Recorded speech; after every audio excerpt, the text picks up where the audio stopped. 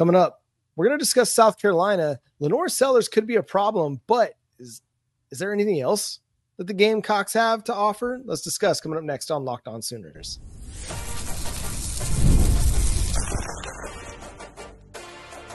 You are Locked On Sooners, your daily podcast on the Oklahoma Sooners. Part of the Locked On Podcast Network, your team every day.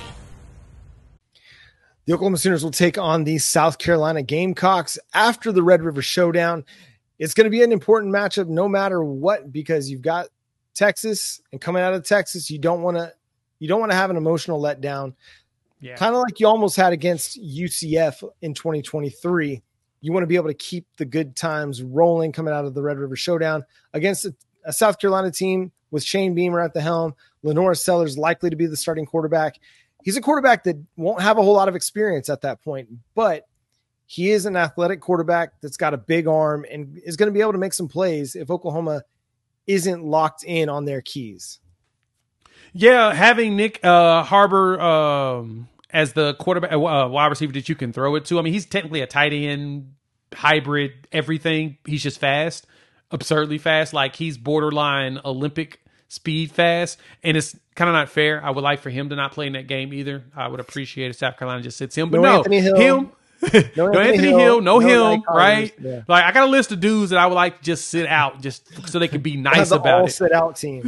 The all-sit-out team. I love that. But no, you add him with a Rocket Sanders. I think that what Beamer is going to do, even with this Beamer ball, the focus is going to be getting the ball in the Rocket Sanders' hands and letting him really lead things. Robbie Ashford's right behind Sanders right behind LeNorris Sanders to give them a veteran presence just in case. But I agree. Sellers is going to end up winning that game, and so winning that job or whatnot. But they've got some weapons on both sides, and then of course you got the freshman Dylan Stewart, who's appearing to be terrorizing everybody, and is probably going to start. I mean, that's one edge that I know that in the next year or two he's going to be a threat and a problem. So I'm a lot higher on South Carolina. Like, I know that a lot of the conversation has been that Beamer's probably on the hot seat. Think this is a year where he can go out there and do some upsets, and up until they get to us, man, there's a chance they could wreck shop in the conference. Now, I mean, they've got Ole Miss, then they travel to Alabama, and then Oklahoma, and then travel to Oklahoma back to back to back, which is that's a monster slate. And even to start the season, they travel to Kentucky, and then LSU comes to the house, like in back to back games. They've got a big group of them. Like, they didn't do them any favors with their non-con or their bye weeks right now. Luckily, they got a bye week before Ole Miss, but I'm looking at it, man. That 3-game stretch, that's going to be tough on that young quarterback. I thought you were about to pull a little Rodney Dangerfield, Beamer got no respect. That's terrible Rodney Dangerfield. Sorry, everybody. Listen, it's probably a better team than what they're getting credit for, because they do have some impressive skill talent. And again, I think Sellers is going to be one of those quarterbacks that a lot of people don't know about, but by the end of the season, a lot of the SEC fan bases will be like, hey man, that kid's pretty good. He's got a little something to him. Even if he's not necessarily like leading them to a bunch of victories and stuff. The ESPN Football Power Index has them at number 33 in the nation, and 6-6 as a projected win-loss. So kind of flirting with bowl eligibility, which I think is about kind of where South Carolina is generally, right? They went 7-5 in Beamer's first year, 5-7 in the second year. It's just kind of where they're going to land. And I think they have a chance to get on the better side of that, probably hit the 7-5, 8-5 mark, but it's going to take some big wins by the Gamecocks in this one.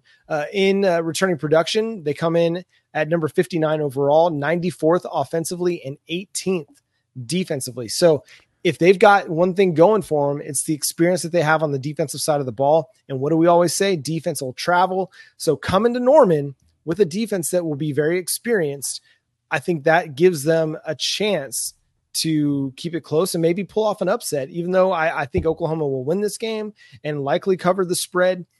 That defense that does have that experience and experience going into tough environments isn't going to be threatened necessarily by what Oklahoma is going to have to offer in that one. So it's just another one of those games where Oklahoma is going to have to be locked in from the jump.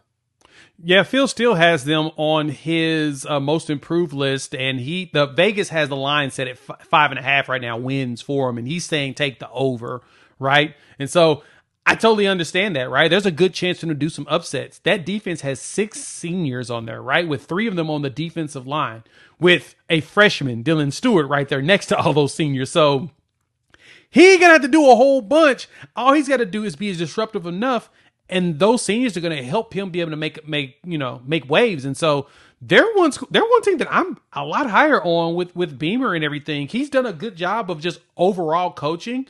It's just got to be final execution, and I think that they can make that happen this year. Again, that stretch, I say the Kentucky game is going to tell us something. I think LSU tells us everything, right? I think the bounce back from the Kentucky game, either it's a win or a lose, is really going to tell us how they're going to be able to push, because they should be fine against Akron. And then, like I said, that 3-game stretch with Ole Miss, Bama, and Oklahoma, there's a good chance they can go out of there and try to go 2-1 or go at least win 1 out of those 3. If they pull 1 out of those 3, they're definitely going bowling. That's a guarantee. Because I think that they can, that back half of their schedule, I think they can make some waves. I think the one game probably that would be a challenge is really going to be Clemson, just because it's a rivalry game.